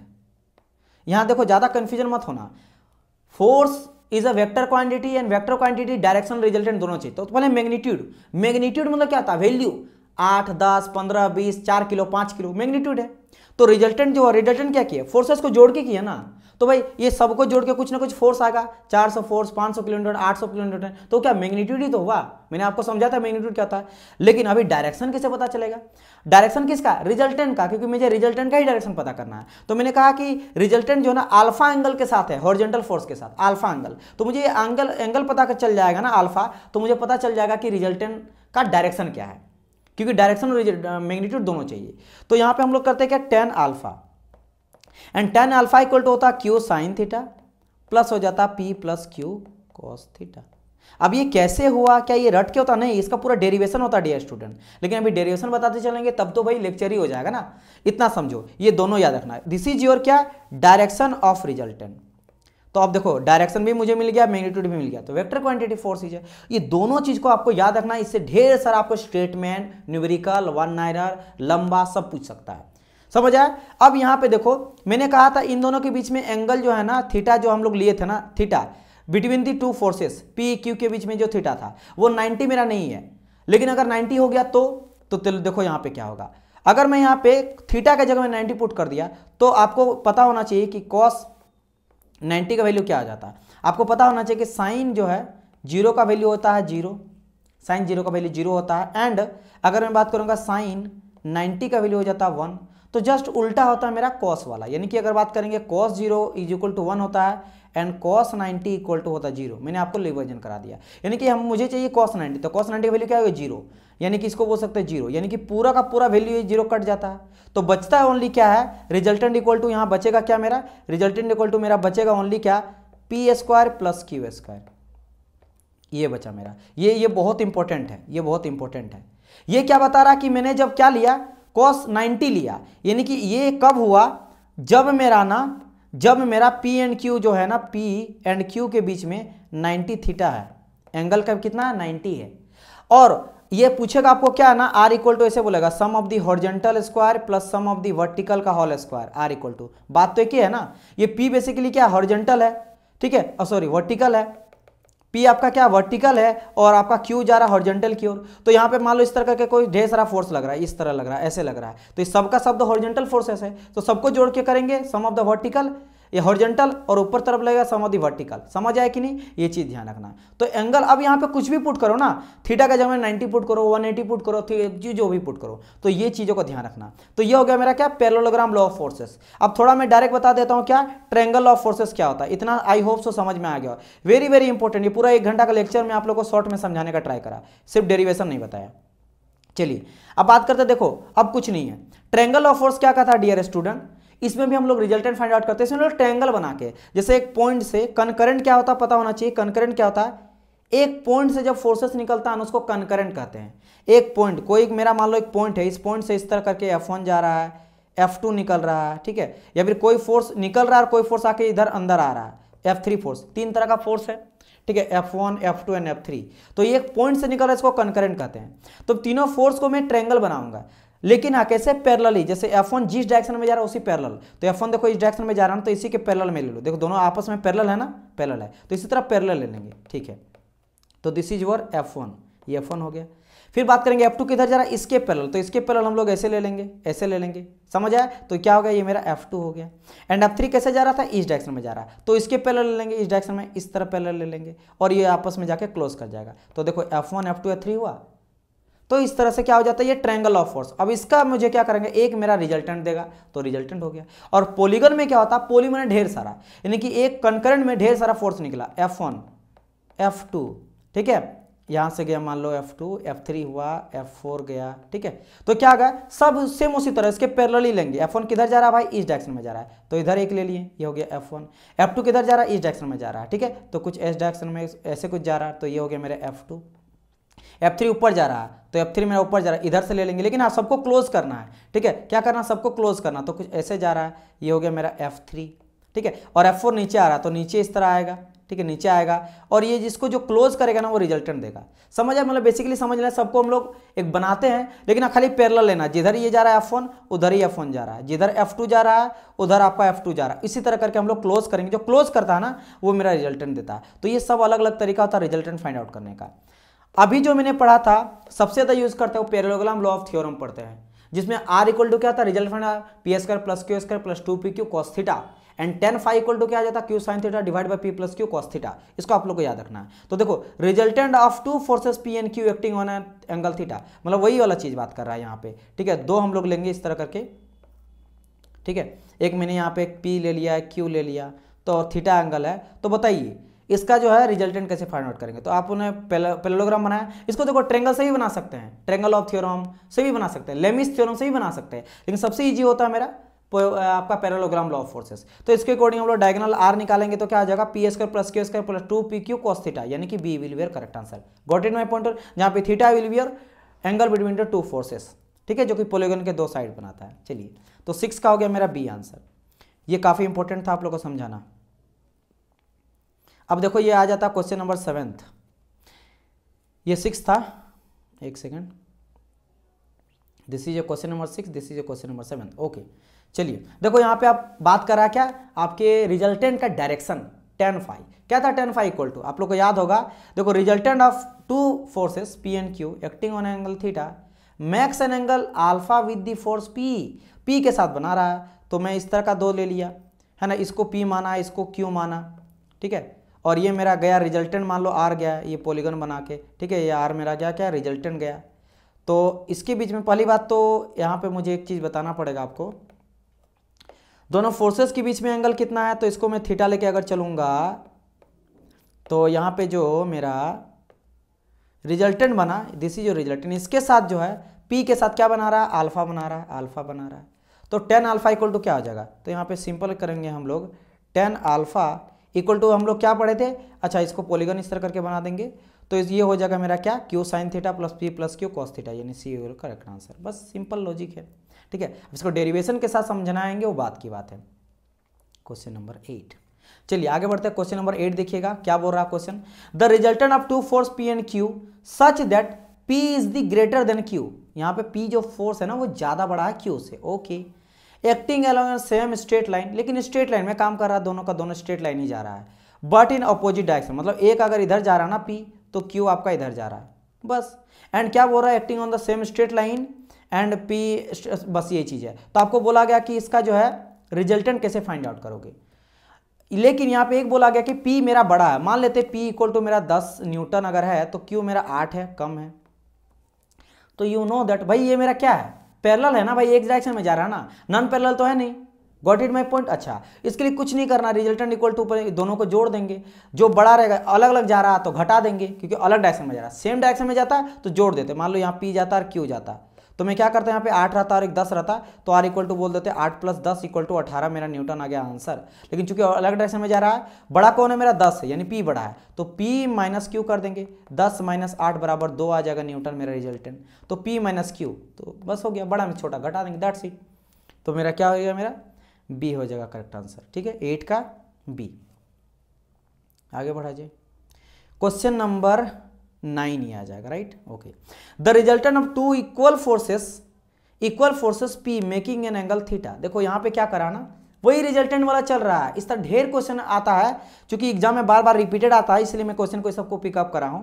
बोल रहा कि the resultant of two equal force P, दोनों दो फोर्स है लेकिन दोनों PP है, दोनों सेम फोर्स है, अच्छा ठीक है डियर, मतलब ये कुछ इस तरह का एक फोर्स होगा, ऐसे कुछ होगा, ऐसे कुछ होगा, ये मैंने एक P लिया और दूसरा भी P ही है, थीटा एंगल बना रहा है, तो बोला क्या होगा, तो R इक्वल टू क्या होगा, P प्लस Q के जगह में PP ही ले लेंगे, मतलब P स्क्वायर, और Q के जगह में P ही ले लिया गया, तो फिर से P स्क्वायर प्लस 2PQ होता है एंड कॉस थीटा, तो क्या हो जाएगा यहाँ पे, हम लोग यहाँ पे करेंगे P स्क्वायर तो 2P स्क्वायर प्लस आ जाएगा मेरा 2P square cos theta, and R है, रूट अंडर को इधर चढ़ाएंगे तो R स्क्वायर यहाँ पे आ जाएगा, ठीक है। फिर यहाँ पे क्या करें हम लोग, देखो यहाँ के थोड़ा सा ना क्या करते हैं, एक चीज करते हैं जो मैं आपको बताता हूँ, 2P को कॉमन ले लेता हूँ, तो 2P को अगर मैं कॉमन ले लेता हूँ 2P स्क्वायर को, तो आ जाएगा 1 प्लस कॉस थीटा, ठीक है। और यहाँ पे मैं 2 से इंटू 2 से डिवाइड मैंने कर दिया, एक फॉर्मूला होता है, फॉर्मूला क्या होता है मैं आपको बता रहा हूँ, दैट अगर मैं यहाँ पे क्या करता हूँ 2P लिया, ठीक है, और ये 2 के साथ इंटू हो गया, तो यहाँ पे 4P स्क्वायर आ जाएगा, क्या आ जाएगा 4P square and 1 plus cos theta divide by 2, ये नीचे वाला यहाँ जुड़ गया, 2 इंटू हो गया, तो क्या हो जाता है, इसका एक फॉर्मूला हो जाता है 1 plus cos theta divide by 2 का एक फॉर्मूला होता है, और वो क्या हो जाता है, ये फॉर्मूला हो जाता है मेरा कॉस स्क्वायर थीटा, तो यह आ जाएगा मेरा क्या 4P square and 1 plus cos theta divide by 2 आ जाएगा मेरा क्या कॉस स्क्वायर थीटा बाई 2, ये फॉर्मूला इसका होता है। अब कुछ नहीं, यहाँ पे R स्क्वायर इक्वल टू होता है, अगर आपको याद होगा तो R को जैसे हटाएंगे तो रूट अंडर यहाँ चढ़ जाएगा, R को हटाएं मैंने रूट अंडर यहाँ चढ़ा दिया, तो भाई 4 तो है वो 2 आ गया, 4 2 हो गया, P स्क्वायर से रूट हट गया तो P बचा, एंड यहाँ पे ये कटा रूट कटा, ये 4 2 हो गया, तो यानी बचा क्या कॉस थीटा बाई 2, तो 2P कॉस थीटा बाई 2 आ जाएगा, 2P कॉस थीटा बाई 2, यानी कि इसका क्या होगा 9 का B भी करेक्ट आंसर। मतलब मेनली वो रिजल्टेंट अगर ध्यान दोगे ना, बाकी सब चीज़ इजी है, फॉर्मूला बेस्ड है। चलिए आगे बढ़ते हैं क्वेश्चन नंबर 10 की ओर, आई होप सो ये भी समझ गया होगा, कुछ नहीं फॉर्मूला खाली यूज करें। Question number 10, okay, the resultant of two forces each equal to P and acting at right angle, बस वही चीज है, यहां पे क्या करा गया है कि भाई the resultant of two forces जो है ना, इक्वल है पी का, एंड जो रिजल्टेंट है वो भी पी है, ठीक है, और राइट एंगल है 90 डिग्री है। अब देखो ये क्वेश्चन क्या बोल रहा है, अगर आप ध्यान से देखे होंगे ना तो बड़ा अच्छा प्यारा क्वेश्चन आप लोग से पूछा है कि यहां क्या करा है ना, ये है the resultant of two forces each equal to P, एक पी दूसरा पी, राइट एंगल पे है, राइट एंगल पे 90 है। आपको अगर थोड़ा सा भी याद होगा ना कि पी ले लिया गया है और cos theta, cos 90 equal to क्या आ जाता है 0, तो वो कट के तो हट ही गया, तो डायरेक्ट आप बोलोगे सर जी इसका तो रूट अंडर पी आ जाएगा, रूट 2 पी आ जाएगा, डी नंबर। बोलेंगे सर इतना जल्दी कैसे बता दिए, अभी जस्ट मैंने बताया था, नहीं तो आप लोग समझो। आर इक्वल टू मैंने क्या बताया था, P square plus Q square, Q तो है नहीं, दोनों पी है, तो पी प्लस 2pq, तो फिर पी, ठीक है, तो पी स्क्वायर डायरेक्ट लिख देते हैं, and cos theta, and you know that कि cos 90 equal to my dear student कितना होता है 0 होता है, और रूट अंडर जाता, तो ये तो पूरा का पूरा वैल्यू 0 हो गया ना भाई, ये पूरा का पूरा 2p cos theta 0 into 2p square तो 0 हो गया, बचा क्या 2p square plus p square, तो क्या हो गया 2p स्क्वायर और रूट अंडर, यही हुआ ना। तो भाई रूट 2 तो रूट 2 हो जाएगा, एंड अगर रूट p स्क्वायर बात करेंगे तो ये रूट कट जाएगा, तो बचेगा ओनली क्या, r इक्वल टू बचा मेरा क्या रूट 2 एंड p, तो इसीलिए मैंने d कहा था। अब देख रहे हो ना सब रिजल्टेंट से आ रहा है, इसीलिए मैंने वो चीज़ आप लोग को एक्सप्लेन करके बताया। चलिए क्वेश्चन नंबर 11 की ओर बढ़ा जाए, 11th की ओर बढ़ा जाए। क्वेश्चन क्या बोल रहा है, the angle between two forces when the resultant is maximum and minimum respectively. काफी क्वेश्चन ये पूछा जाता है अलग अलग तरीका का, ऐसा क्वेश्चन पूछा जाता है डायरेक्ट बोलता है भाई मैक्सिमम मिनिमम कब किस एंगल पे आता है, ठीक है, या फिर कैसे आता है, तो मैं इसका एक सिंपल लॉजिक बताता हूं, फिर मैं एक्सप्लेनेशन वाला भी बताऊंगा, दोनों तरीका से जैसा आपको सही लगेगा आप उस तरह से समझना। एक मैंने ये करा ना कि क्या बोला था, angle between the two forces when resultant is maximum minimum, resultant का बात किया जा रहा है, तो मैंने क्या करा ना, यहां मैंने पी एक लिया और क्यू एक लिया, अभी मेरा 0 है, क्योंकि समझो ये दोनों अभी सटा हुआ है ना, ऐसे ऐसे एंगल बढ़ता है, ऐसे एंगल बढ़ रहेगा, ठीक है ना। अब देखो मान लो यहाँ गया कुछ थीटा मिला, फिर यहाँ गया, फिर थीटा मिला, फिर यहाँ गया 90 गया, लेकिन पी एंड क्यू अगर दोनों एक ही लाइन पे सटा हुआ है, इट मीन्स थीटा का वैल्यू यहाँ पे क्या है 0 डिग्री है, बोल सकते हैं। तो ये मेरा रिजल्टेंट एक देखा, और मैक्सिमम कब हो जाएगा, तो पूरा का पूरा घूम के इधर आ जाएगा, मतलब एक पी इधर आया और पूरा का पूरा इधर घूमते घूमते घूमते घूमते क्यू मेरा यहाँ आ गया, तो ये कितना बनाया 180 बनाया, तो एक थीटा का वैल्यू मेरा बना 180। तो आप अगर थोड़ा सा लॉजिक लगाओगे और सोचोगे सर जी आपने जस्ट बताया था कि पी और क्यू अगर एक ही डायरेक्शन में रहा ना तो आर इक्वल टू क्या करेंगे पी प्लस क्यू कर देते हैं, लेकिन जब ये अपोजिट डायरेक्शन में आ जाता है तो रिजल्टेंट इक्वल टू मैंने जो भी एक रहेगा बड़ा उस पर एक छोटा घटा देंगे, मान लेते पी बड़ा तो पी माइनस क्यू, तो कौन मेरा ज़्यादा देगा, तो सर जी यही मेरा ज़्यादा देगा, क्योंकि 10 प्लस मान लो पी एंड क्यू 10 है, तो 10 प्लस 10 सर जी यहाँ पे रिजल्टेंट 20 दे रहा है, बड़ा हो रहा है, तो ये मैक्सिमम दिया ना यहाँ पे, कब जब थीटा का वैल्यू 0 ले रहे हैं, और जब मैंने यहाँ पे घटाया तो मान लेते हैं 10 माइनस 10 करा, तो ये तो 0 हो गया ना सर, तो रिजल्टेंट तो यहाँ पे मुझे मिनिमम मिल गया, कब जब थीटा का वैल्यू 180, तो सिंपल मैक्सिमम कब हो जाएगा 0 में, एंड मैक्सिमम मिनिमम कब हो जाएगा 180 में। ये चीज़ समझ आया, पहला लॉजिक समझ गए होंगे। अब आ जाते हैं दूसरा आ जाते हैं, दूसरा क्या रिजल्टेंट वाला। देखो मैंने क्या करा, रिजल्टेंट से निकालें, जब मेरा एक ही डायरेक्शन में रहा, मतलब थीटा का वैल्यू 0 रहा, तो R equal to you know that P square plus Q square plus 2pq and cos 0, और कॉस 0 का वैल्यू होता है 1, कॉस 0 का वैल्यू 1 यानी 2pq आया, रूट अंडर में आया। एंड सेकंड यहाँ पे बात करेंगे, पहले मैं बता देता हूँ कि कॉस 180 का वैल्यू क्या हो जाता है -1 होता है, और यहाँ पे आपका कॉस 0 का वैल्यू 1 होता है, ठीक है। तो यहाँ पे क्या आ जाएगा R equal to P square plus Q square, जब मैं थीटा का 180 ले रहा हूँ, और 2pq माइनस आ जाएगा, तो माइनस आ जाएगा मेरा क्या 2pq, क्या आ जाएगा 2pq। अब यहाँ थोड़ा सा ध्यान दो, यहाँ मान लेते हैं p का कुछ भी होगा 10 का स्क्वायर, 100 प्लस 100 मैंने 200, तो 200 में कुछ भी यहाँ पे जुड़ेगा, मान लो ये 10 है, तो 10 इंटू 10 100 इंटू 10 यानी फिर से 200, तो यहाँ पे देखो रिजल्टेंट जोड़ जाड़ के मेरा ज़्यादा आया ना। लेकिन इस केस में क्या हो रहा है, यहाँ पे मान लो 10 का स्क्वायर है, 10 का स्क्वायर फिर से है, तो क्या आ जाएगा यहाँ पे 100 हो जाएगा, यहाँ पे 100 और यहाँ भी 100 आ जाएगा, लेकिन यहाँ पे माइनस होगा, जो भी होगा माइनस होगा 200, तो किस में यहाँ पे माइनस आ रहा ना रिजल्टेंट, कुछ ना कुछ तो नेगेटिव हो रहा पॉजिटिव, यानी यहाँ मिनिमम आया, यहाँ मैक्सिमम आया, तो फिर से मैक्सिमम कब आया जब थीटा का वैल्यू मैंने 0 लिया, गॉट इट, फिर से ये नंबर आ गया। हर तरीका से आप लोग को समझा दिए, चलिए आगे बढ़ा जाए। और प्लीज़ अगर अच्छा लग रहा है तो आपको लाइक करना है, अभी आप लाइक करो, सबसे पहले आप लोग लाइक करते नहीं हो, चैनल को सब्सक्राइब नहीं करते हो तो लाइक करो, एंड दूसरा और क्या करना है, कमेंट करना है, अच्छा कमेंट करना है, उससे क्या होता है मोटिवेशन मिलता है।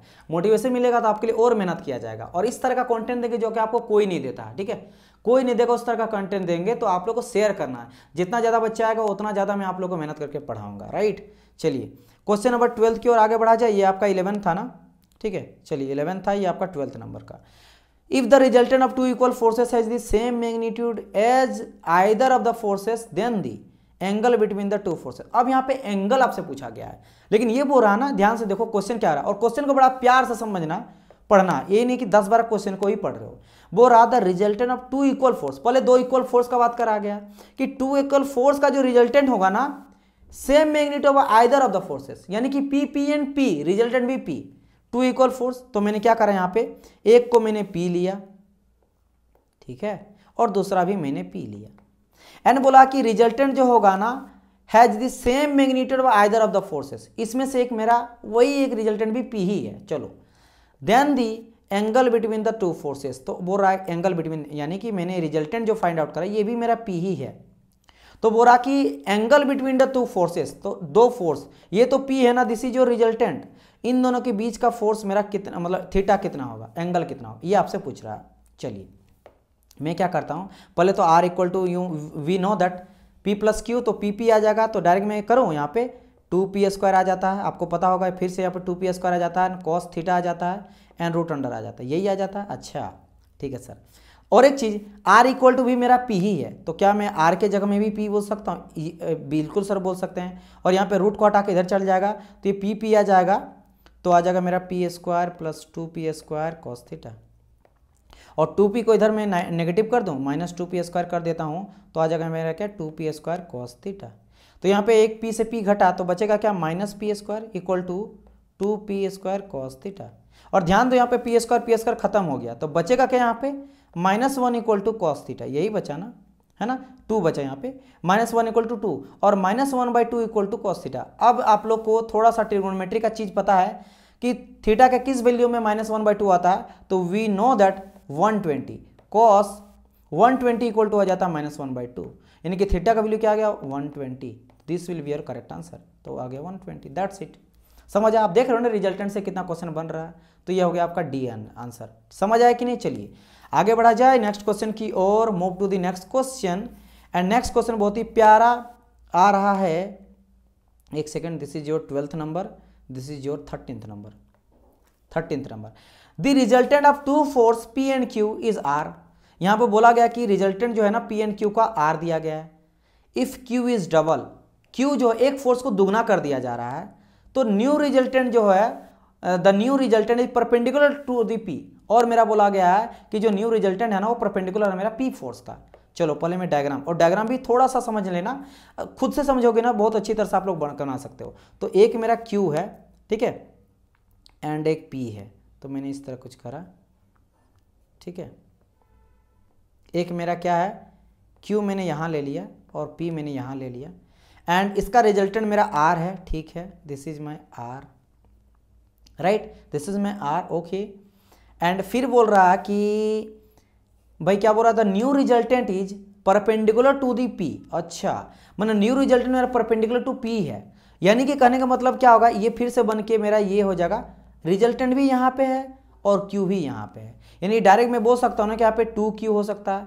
2q क्यों, क्योंकि यहाँ पे एक मेरा q है और एक मेरा r है, लेकिन r इक्वल टू q क्योंकि उसी के साथ चल गया, ठीक है, तो यहाँ पे मैंने ये कर दिया। अच्छा ठीक है डियर, ये हो गया, एड एक मेरा p था, तो यहाँ पे बोल क्या रहा भाई, द रिजल्टेंट यहाँ पे, अच्छा देन बोल रहा रिलेशन क्या होगा। चलिए ठीक है, तो हम लोग को क्या पता है यहाँ से समझना, एक तो हम लोग दोनों के बीच में, दो फोर्सेस के बीच में क्या लेते हैं, थीटा एंगल लेते हैं, और रिजल्टेंट के साथ जो लेते हैं वो हम लोग अल्फा लेके चलते हैं। लेकिन यहाँ पे अल्फा क्या आ जाएगा, देखो यहाँ पे थीटा और अल्फा का वैल्यू अब तो 90 हो गया ना, क्योंकि दोनों साथ में आ गया, क्योंकि यहाँ पे बोला गया था new resultant is perpendicular to, perpendicular है, समझ आई मेरी बात की नहीं। लेकिन अच्छा और एक चीज़, यहाँ पे Q जो है ना वो नहीं बताया गया कि परपेंडिकुलर है, ठीक है, कोई नहीं, यानी कि अल्फा, देखो न्यू रिजल्टेंट इज परपेंडिकुलर, यानी कि पहले अल्फा कम था लेकिन अब अल्फा 90 हो गया, उस केस में क्या होगा। अब देखो यहाँ पे क्या करूँगा, मुझे पता है ना कि tan phi इक्वल टू क्या हो जाता है, क्योंकि देखो मेरा 90 हो जा रहा ना, समझ लो ना, पर एक बार मेरा रिजल्टेंट का वैल्यू इस था,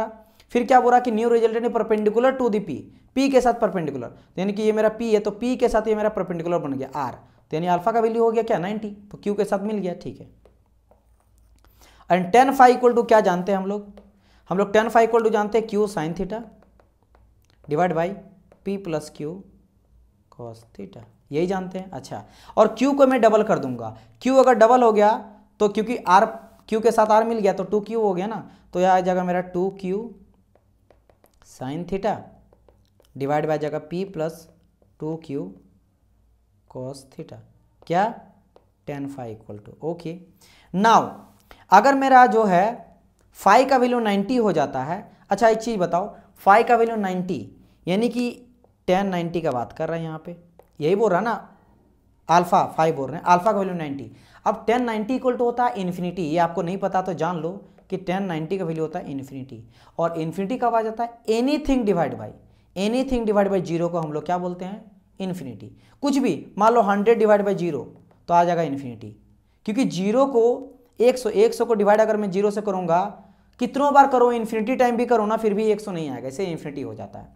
इट मीन्स इन्फिनिटी क्या, नीचे में मेरा जीरो आना चाहिए, तो ध्यान दो नीचे मेरा क्या है p plus 2q cos theta, यानी कि इसका वैल्यू जब तक जीरो नहीं होगा तब तक मेरा यहाँ जो है एनीथिंग बाई जीरो नहीं होगा, क्योंकि जीरो का वैल्यू मेरा होना चाहिए, यानी कि p plus 2q cos theta का वैल्यू जीरो होना चाहिए, यहीं से आपका आंसर निकलेगा। तो मैं बोल सकता हूँ p plus 2q cos theta is equal to zero. तो मैं एक काम करता हूँ, सबको हटाता हूँ, बस यही चीज़ आप लोग का मायने रख गया, ठीक है, ओके। क्या है कि p plus 2q cos theta is equal to zero, okay. तो मैं बोल सकता हूँ p is equal to minus 2q cos theta, and अगर मैं यहाँ पे बात करता हूँ दैट व्हाट, अच्छा रिजल्टेंट, अब हाँ रिजल्टेंट का वैल्यू हम पुट करेंगे तो क्या हो जाता है मेरा P square plus Q square plus 2pq cos theta, क्योंकि आर देखो रिजल्टेंट के साथ यहाँ पे रिलेशन बैठा है, इसलिए मैं रिजल्टेंट के साथ बैठा है रूट अंडर, तो मैं वैल्यू पुट करता हूँ फटाफट इस सबको मिटा के, एक सेकंड। p के जगह में क्या है minus 2q cos theta whole square plus q की जगह में q ही रखेंगे हम लोग, फिर करेंगे प्लस 2p के जगह में क्या है मेरा minus 2q cos theta and q cos theta root under r equal to, okay. अब कुछ नहीं, सॉल्यूशन आपको करना है, देखो स्क्वायर है ना तो 2 2 जा 4 और माइनस 2 इंटू माइनस 2 कितना आ जाएगा, प्लस में 4 आ जाएगा, ठीक है।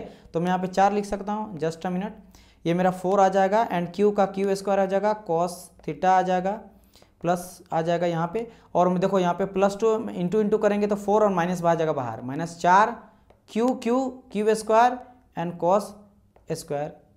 अब देखो ध्यान से, अगर रूट अंडर जाएगा तो ये और ये कट गया, this and this, minus 4q square cos square theta 4q square cos, ये दोनों कटा, ओनली क्या बचा q स्क्वायर, तो r इक्वल टू बचा मेरा q स्क्वायर रूट अंडर, तो रूट से रूट कटा यानी r equal to q, r equal to q कहाँ पे है, b नंबर पे है, तो 13th का क्या होगा मेरा b विल करेक्ट आंसर। समझ आए, तो इसी तरह से आप लोग को बनाना है, कैलकुलेटिव भी थोड़ा बहुत पूछा जाएगा तो आप आराम से अटेंड कर सकते हो। चलिए ये रहा मेरा 14th नंबर का question. Two forces are acting at an angle 120, बोल रहा कि टू फोर्स है जो एक्टिंग है 120, मतलब कुछ इस तरह से होगा, ये 120 एंगल होगा, ठीक है। The bigger force is 40 newton and the resultant is perpendicular to the smaller one. Resultant जो यहाँ पे होगा ना, मान लो यहाँ पे रिजल्टेंट होगा, वो मेरा क्या होगा परपेंडिकुलर है, resultant is perpendicular to the smaller one, ठीक है। द स्मॉलर फोर्स इज, मैं मान लेता हूँ ये मेरा बड़ा फोर्स है 40 का, ये मेरा छोटा फोर्स है p है, इसके वजह यही मुझे पता करना है स्मॉलर फोर्स क्या होगा, एंड जो ये रिजल्टेंट होगा ना ये मेरा क्या 90 डिग्री बना रहा है, 90 डिग्री बना रहा है, resultant is perpendicular to the smaller one, तो स्मॉलर फोर्स क्या होगा, ठीक है कोई दिक्कत नहीं है, सही फोर्स मुझे मिल गया। We know that tan phi equal to क्या हो जाता है मेरा q sine theta divide by p plus q cos theta, and फिर से यहाँ आ जाता, ध्यान से दो, रिजल्टेंट मेरा 90 बना रहा, फिर से वही कॉन्सेप्ट, रिजल्टेंट क्या बना 90, रिजल्टेंट मेरा क्या रहा 90, यानी कि अल्फा इक्वल टू 90, याद है कि नहीं, ये मेरा एक p रहा, एक मेरा ये q गया, ठीक है, एंड यहाँ पे रिजल्टेंट जो है ना वो मेरा बनाता था अल्फा, रिजल्टेंट अल्फा बनाता था कि दोनों फोर्स के बीच में थीटा लेते थे। तो थीटा तो ये cosine theta cos theta alpha, यानी कि फिर से यहाँ पे आपका tan 90 का बात कर रहा है। And tan 90 equal to you know that anything, मान लो x anything divide by 0 equal to infinity आता है। tan 90 इक्वल टू इन्फिनिटी 0, यानी कि फिर से यहाँ पे p plus Q cos theta equal to 0 आना चाहिए। बस खत्म खेल। तो p plus Q cos theta is equal to 0, isn't it. तो p का वैल्यू मुझे पता नहीं है, q का वैल्यू मुझे, p का वैल्यू मुझे पता, q का वैल्यू कितना 40 है, एंड कॉस थीटा का वैल्यू मुझे पता 120 है।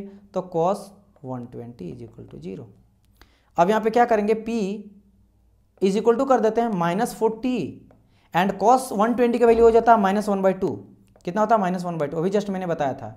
तो यहाँ से 2 से 2 खत्म हुआ, माइनस से माइनस खत्म हो गया, यानी बचा क्या 20। तो 20 न्यूटन आ जाएगा आंसर, यहाँ पे ए हो जाएगा। 14 का क्या होगा, ए विल बी करेक्ट आंसर। चलिए कितना था क्वेश्चन नंबर डियर स्टूडेंट, 14 था, ये 15 नंबर का है। A number of forces acting at a point will be in equilibrium if. भाई इक्विलिब्रियम क्या होता है कि मान लो एक मेरा कोई बॉडी है, इस बॉडी में अगर इधर से 10 किलो न्यूटन लगा रहे हैं, ठीक है, ये मेरा किलो न्यूटन का लगा रहे हैं, अगर इक्विलिब्रियम रखना तो इधर से भी 10 किलो न्यूटन लगाना पड़ेगा बैलेंस करने के लिए, क्योंकि इधर से अगर मैं 20 कर दिया तो इधर तो मूव कर जाएगा, ठीक है। तो अगर मुझे इक्विलिब्रियम रखना तो दोनों बराबर फोर्स लगा रहे हैं, ऊपर से भी मान लो 15 न्यूटन का लगा रहे हैं, ठीक है, तो नीचे से 15 लगाना पड़ेगा, तब जगह इक्विलिब्रियम कंडीशन पे होगा। यानी कि sum of horizontal sum of vertical equal to 0। मेरा बात समझ आया कि नहीं। सम ऑफ इक्विलिब्रियम करने का मतलब क्या है कि समझो मेरी बात, ऊपर से इधर से दाएं बाएं से कितना 10-10 लग रहा है, तो रिजल्टेंट क्या करेंगे 10 - 10 तो 0, यानी बैलेंस आउट कर दिया, मतलब कोई फोर्स नहीं लग रहा, वो रुका हुआ चीज है। ऊपर नीचे से लग रहा है क्या मेरा 15-15, तो 15 - 15 इक्वल टू 0। तो सम ऑफ ऊपर वाला क्या होगा वर्टिकल, ये हो गया हॉरिजॉन्टल, तो सम ऑफ ये हो गया मेरा क्या 10-10, ये हॉरिजॉन्टल वाला हो गया, and sum of the vertical equal to 0-0 हो गया। तो यानी कि C and D will be correct answer, C and D दोनों हो जाएगा 15 का। Okay 16th number, question number 16। The number of forces are acting at a point their resultant will be. Just मैंने कहा था ना कि रिजल्टेंट क्या होता है भाई, resultant equal to P square plus Q square plus 2p cos theta बोल रहे हैं, एंड कॉस अगर मैं 90 लेके चलता हूं तो पूरा का वैल्यू 0 हो जाता है मेरा। तो यानी बचता क्या है P square plus Q square, और मैंने कहा था ये मेरा रूट अंडर मेरा हॉरिजॉन्टल होता है, सम ऑफ वर्टिकल हो जाता है स्क्वायर का, मैंने आप लोग को बता रखा है, ठीक है। तो ये क्या हो जाएगा sum of vertical square plus sum of the horizontal square, यही मेरा यहाँ पे बात कर रहा है। तो क्या हो जाएगा यहाँ पे 16th नंबर का बी विल करेक्ट आंसर। आगे बढ़ा जाए क्वेश्चन नंबर 17, कंकरेंट फोर्स। अब देखो कुछ होता है force, concurrent, coplanar, non concurrent coplanar, concurrent coplanar, बहुत सारा का। समझो 2-3 चीजें मैं बताता हूं। एक आ जाता है मेरा कंकरेंट, क्या हो जाता है जब एक पॉइंट से फोर्स निकलता है ना, या तो निकल रहा है या फिर आ रहा है, तो इसको हम लोग कंकरेंट कह देते हैं। क्या बोलते थे कंकरेंट, एक पॉइंट से एक पॉइंट पे लाई करना चाहिए। और जब मैं बात करूँ कंकरेंट हो गया, नॉन कंकरेंट एक पॉइंट पे नहीं आ रहा है, जैसे इधर गया, ठीक है, ये F1 है ये F2 है, तो इसको नॉन कंकरेंट कहेंगे, नॉन कंकरेंट। क्यों, क्योंकि एक पॉइंट पे मिल नहीं रहा। समझ गया आप लोग, कंकरेंट क्या हो जाता है एंड नॉन कंकरेंट क्या हो जाता है। अब आ जाता है कोप्लेनर। कोप्लेनर मतलब एक प्लेन, जैसे कि मान लो 3 एक्सिस है, ये दिया गया 3 तरह का एक्सिस है, ये मेरा क्या हो गया दिस इज जो X axis, Y axis and Z axis, ये एक्सिस है। अगर मैं प्लेन बनाऊंगा तो कैसे प्लेन बनाऊंगा, ये देखो एक मेरा प्लेन है ना, ये मेरा दूसरा प्लेन है और एक मेरा तीसरा प्लेन है, ये प्लेन हो गया। अब जहां बैठे हो ना, जिस रूम में बैठे हो, ये चारों दीवार जो है ना अलग अलग प्लेन है, तो 3 प्लेन लेके चलो, क्योंकि सामने वाला तो जस्ट उसके अपोजिट वाला है, ठीक है। तो जैसे इसका ये प्लेन नंबर 1 हो गया, इसके सामने वाला क्या आएगा, ये प्लेन 2 हो गया, जो नीचे जमीन है उसके ऊपर आपका वो आपका छत हो गया, एंड आपका एक सामने वाला दीवार, तो तीनों प्लेन है। अब को प्लेन में क्या होता है, एक ही प्लेन पे, जैसे मान लो यहाँ पे P1 में इस तरह का फोर्स लग रहा है, F1 F2, तो क्या है P1 प्लेन पे, P मतलब प्लेन का बात करें तो एक ही प्लेन पे फोर्स आ रहा है, तो को प्लेन। अगर बात करेंगे नॉन को प्लेन, तो नॉन को प्लेन क्या हो जाएगा, एक मेरा P1 से फोर्स आएगा इस तरह से, एक मेरा P3 से आएगा, ठीक है, एक मेरा P2 से आएगा। तो अब देखो यहाँ पे को प्लेनर आएगा। अब इसमें से भी क्या हो जाता है को प्लेनर कंकरेंट हो जाएगा। तो कैसे करेंगे हम लोग, को प्लेन मतलब एक ही प्लेन। तो जैसे मान लो P1 प्लेन है, मैं सिर्फ बात कर रहा हूं अभी P1 प्लेन का, ठीक है। तो P1 प्लेन में को प्लेनर कंकरेंट बनाते हैं, तो मैं क्या करूंगा, यहां से एक फोर्स, यहां से एक फोर्स, यहां से एक फोर्स, मतलब F1 F2 एंड F3। तो ध्यान दो, एक तो मेरा को प्लेन है एक ही प्लेन पे, और कंकरेंट भी है क्योंकि मिल रहा है, ठीक है। अब इस तरह करेंगे क्या हम लोग, मान लो कुछ भी आप बोल लो, आपने कहा sir non coplanar but concurrent, non coplanar मतलब नॉन कोप्लेनर, कोप्लेन नहीं है, तो मैं क्या करूंगा, लेकिन कंकरेंट है, तो मैं क्या करूंगा, यहां से इस तरह करके लूंगा। एक सेकंड देखो, एक फोर्स इधर से आया, एक फोर्स इधर से आया, एक फोर्स इधर से आया, ध्यान दो तीनों अलग अलग प्लेन में, एक P2 में, एक P1 है, P3 है, ठीक है। ये F1 आया, ये F3 फोर्स है और F2 फोर्स है। तो दोनों कोप्लेनर तो है नहीं, नन कोप्लेनर, लेकिन कनकरेंट क्यों? ध्यान से अगर डॉट डॉट करके देंगे ना तो तीनों जाके एक ही पॉइंट पे आके मिल रहा है, एक पॉइंट पे, तो ये नन कोप्लेनर बट कनकरेंट। समझ आया? तो ये चीजें होता है। एंड सेम लाइन पे जो आता है ना उसको हम लोग बोलते क्या है? उसको हम लोग बोलते हैं कोलिनियर, उसको कहा जाता है कोलिनियर। कोलिनियर कौन है? को लाइन, एक लाइन में, और कनकरेंट एक पॉइंट पे, और कोप्लेनर एक प्लेन पे। समझ आया? चलिए, बस यही चीजें है। अब इसी से रिलेटेड आपको ढेर सारा क्वेश्चन यहाँ पे पूछा जाता है। तो ये 17 नंबर का क्वेश्चन था। तो यहाँ पे क्या बोला गया? कनकरेंट, कनकरेंट मतलब एक पॉइंट पे, मतलब मीट एट अ पॉइंट। तो यहाँ पे क्या आ जाएगा? Correct answer will be your B number. चलिए आगे बढ़ा जाए। ठीक है, क्वेश्चन नंबर आ जाते हैं 18 की ओर। If the resultant of a member of forces acting at a body is zero then the body will be equilibrium होगा ना। देखो बोल रहा है कि रिजल्टेंट जो भी मेरा फोर्स एक्टिंग हो रहा है ना वो जीरो है। मतलब जैसे मैंने कहा ना, इधर से 10 लगा, इधर अपोजिट 10 लगा, तो 10 - 10 इक्वल टू 0 हो गया। तो यही तो मैंने कहा था ना, इक्विलिब्रियम कंडीशन पे है। तो बोला कि then the body will be not will be in equilibrium. तो गलत स्टेटमेंट है, नो। ये इक्विलिब्रियम, ये अगर नहीं रहता ना, विल बी इन इक्विलिब्रियम, तब होता सही। ठीक है, चलिए आगे बढ़ा जाए। Question number 19। The force which meet at one point, एक पॉइंट पे मिल रहा, मतलब कनकरेंट। ठीक है, तो जहां भी कनकरेंट है वो करेक्ट आंसर होगा। नन कनकरेंट है, नहीं होगा। नन करंट है, नहीं होगा। कनकरेंट, कनकरेंट यानी कि या तो ए या सी होगा। And their line of action also lie at the same plane, एक ही प्लेन पे आ रहा है, यानी कि कोप्लेनर। तो ये हो गया करेक्ट आंसर। मतलब इसका आंसर पता है कैसे होगा? अगर मैं फिगर वाइज दिखाऊं, this is X, this is Y, this is Z, तो एक प्लेन हम लोग लिए, क्या बोल रहा है? एक पॉइंट एंड कोप्लेनर ना। तो कोप्लेनर कनकरेंट, मतलब यही है। आपको जो एग्जांपल मैंने समझाया था इस तरह से, F1, ठीक है, F2 एंड F3। देखो एक तो कोप्लेनर है, ये प्लेन 1 पे पड़ रहा है, ठीक है, जो कि मान लेते हैं y axis and x axis से मिलके बना है। ये प्लेन का कैसे नाम देंगे हम लोग? इस तरह देंगे, प्लेन आपका y एंड x एक्सिस, क्योंकि x एक्सिस से ये सब दोनों मिलके बना है। तो यही देखो कॉन्करेंट भी है। तो ये हो गया आंसर। 19th 20 आगे बढ़ते हैं। The force which meet at one point but their line of action dash on the same plane are known as non-coplanar concurrent। अब डायरेक्ट फिगर बनाना ना, बोरा नॉन कोप्लेनर, कोप्लेन नहीं है लेकिन कंकरेंट जरूर है, वो वाला बनाओ आप लोग। ठीक है, इस तरह से एक प्लेन, दो प्लेन और तीन प्लेन, नॉन कोप्लेनर, अलग अलग प्लेन से आ रहा है, एक प्लेन, दो प्लेन और तीन प्लेन से, लेकिन हाँ कंकरेंट जरूर है, या के सब मिल रहा है, या के मिल रहा है एक पॉइंट पे। अच्छा ऐसा भी हो सकता है sir, non coplanar non current, बिल्कुल हो सकता है, मैं आपको बता के दिखा रहा हूँ। जैसे देखो एक फोर्स यहाँ से लगा, दूसरा फोर्स ऐसे आया, तीसरा फोर्स यहाँ आया, देखो हर एक प्लेन पे आ रहा है ना। देखो ये बात करेंगे, ये मान लो एक अलग प्लेन पे आया P2 में, ये P1 पे आया, ये P3 में आया, कहीं मिल रहा है? नहीं, कोई नहीं मिलेगा आपस में। तो ये मेरा क्या, दिस इज यहाँ पर नॉन कंकरेंट और नॉन कोप्लेनर। लेकिन यहाँ बोल रहा कि नॉन कोप्लेनर कंकरेंट, तो यहाँ पे क्या हो जाएगा भाई, but their line of action क्या हो जाएगा यहाँ पे, that will be your do not lie और the same plane are known as non coplanar. Do not lie होगा, लाई, क्योंकि यहाँ पे नॉन कोप्लेनर का बात करा गया है ना, तो do not lie in the same plane, same plane में नहीं, अलग अलग प्लेन पे आना चाहिए, क्योंकि नॉन कोप्लेनर बात करा गया। तो बी हो जाएगा इसका करेक्ट आंसर। आगे बढ़ते हैं नेक्स्ट, और आप लोग का last question. The non coplanar concurrent force are those force, भाई नॉन कोप्लेनर अलग अलग प्लेन से, और कंकरेंट लेकिन एक ही प्लेन पे आके टच हो रहा है, तो क्या होगा यहाँ पे, are those force that meet at one point, भाई कंकरेंट है तो मीट कर रहा है, but their line of action do not lie in the same plane. तो यहाँ पे स्टेटमेंट पहला ही जो हमको लगा ना सही है, क्योंकि देखो do not lie same plane में नहीं करेगा ना, क्योंकि अलग अलग प्लेन से आएगा। ठीक है, अलग अलग प्लेन से आएगा, मैं आप लोगों को समझाया। तो ए आएगा करेक्ट आंसर 21। तो ये आप लोग का यहाँ पे क्लास हो जाता है आप लोग का एंड।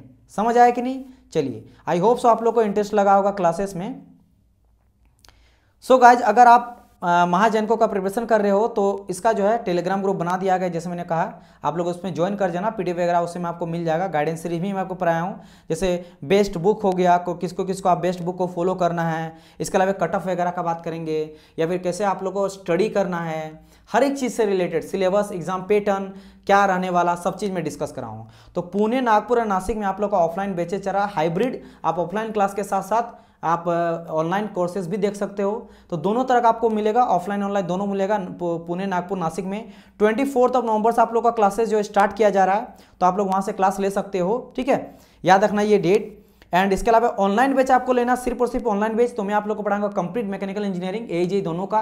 एंड जैसा आप लोग को समझ आएगा उसी तरह से कंप्लीट आप लोग को पढ़ाया जाएगा, थ्योरी के साथ साथ एमसीक्यू तो रहेगा ही रहेगा, और दोनों साथ में पढ़ाया जाएगा। ठीक है, आपको थ्योरी प्लस एमसीक्यू तुरंत ही कराया जाएगा ताकि आप लोग को इंटरेस्ट लगे। तो काफी मेहनत से पढ़ाया जाएगा। 24 नवंबर से ये भी आप लोग का बैच जो है लॉन्च किया जाएगा।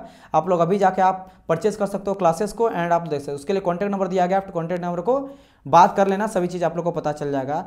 एंड ये नंबर दिया गया, इन दोनों में आप लोग कांटेक्ट कर सकते हो एंड सभी चीज़ों के बारे में पता कर सकते हो।